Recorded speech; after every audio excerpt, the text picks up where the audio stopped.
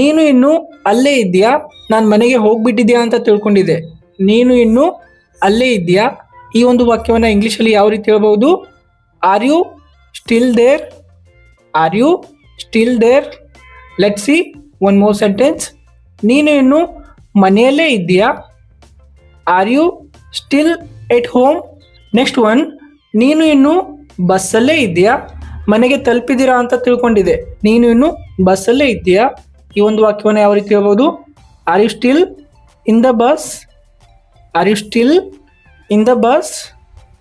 ಅವನು ಇನ್ನೂ ಅಲ್ಲೇ ಇದ್ದಾನೆ, ಮನೆಗೆ ಬಂದಿಲ್ಲ, ಅವನು ಇನ್ನೂ ಅಲ್ಲೇ ಇದ್ದಾನೆ. ಈ ಒಂದು ವಾಕ್ಯವನ್ನು ಟ್ರಾನ್ಸ್ಲೇಟ್ ಮಾಡಿ ಕಾಮೆಂಟಲ್ಲಿ ತಿಳಿಸಿ. ಇದೇ ರೀತಿಯಾಗಿ ಸಿಂಪಲ್ ಆಗಿ ಕನ್ನಡ ಮೂಲಕ ಇಂಗ್ಲೀಷ್ ಕಲಿಯುವುದಕ್ಕೆ ನಾವು 10 PDF ನೋಟ್ಸ್ಗಳನ್ನು ರೆಡಿ ಮಾಡಿದ್ದೇವೆ. ಇದರಲ್ಲಿ ಏನೆಲ್ಲ ಇರುತ್ತೆ ಅಂದರೆ 5000 ವಾಕ್ಯಗಳು, 3000 ಶಬ್ದಗಳು, A to Z English grammar ಇರುತ್ತೆ, 100 ಇಂಗ್ಲೀಷ್ ಗಾದೆ ಮಾತುಗಳು ಇರುತ್ತೆ, 500 ಸಮಾನಾರ್ಥಕ ಮತ್ತು 500 ವಿರುದ್ಧಾರ್ಥಕ ಶಬ್ದಗಳು ಇರುತ್ತೆ. ಇವೆಲ್ಲವೂ ಸಿಂಪಲ್ ಆಗಿ ಕನ್ನಡ ಮತ್ತು ಇಂಗ್ಲೀಷಲ್ಲಿ ಎಕ್ಸ್ಪ್ಲೇನ್ ಮಾಡಲಾಗಿದೆ. ಇವುಗಳ ಬೆಲೆ ಕೇವಲ 70 ರೂಪೀಸ್ ಇದೆ.